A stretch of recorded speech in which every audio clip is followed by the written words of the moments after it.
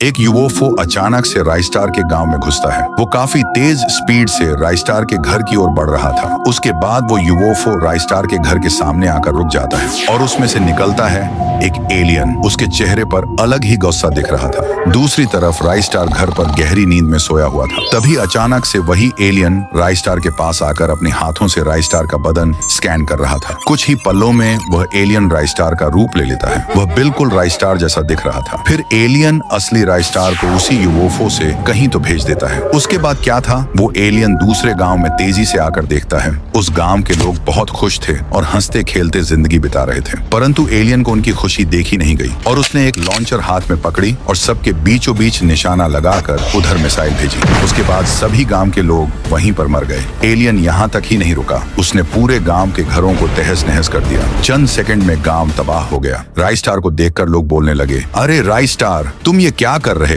तुम तो एक सच्चे साफ दिल के नेक इंसान हो, हमारे हीरो हो। ये कहते से ही एलियन ने एक इंसान को मौत के घाट उतार दिया और सबको अपने घुटनों में लाकर अपमानित किया। दूसरी तरफ ज्ञान भाई टीवी में ब्रेकिंग न्यूज देख रहा था। सभी के मुंह पर एक ही बात थी, उस राइस्टार को मार दो। इसने सच्चाई का झूठा नाटक करके अब दुनिया में तबाही मचा दी है। राइस्टार ऐसा नहीं कर सकता, जरूर कुछ ना कुछ गड़बड़ है। फिर क्या था, ज्ञान भाई राइस्टार के गांव की ओर चल दिया। कुछ देर बाद ज्ञान भाई राइस्टार के गांव में पहुंच जाता है। एक जगह एलियन ने राइस्टार को बंदी बनाकर रखा था। उसी समय एंट्री होती है ज्ञान भाई की। ज्ञान भाई कहता है, तो अब पता चला, तभी तो सोचूं राइस्टार ऐसा कर ही कैसे सकता है। तू जो भी है बता, आखिर राइस्टार के साथ ऐसा क्यों किया?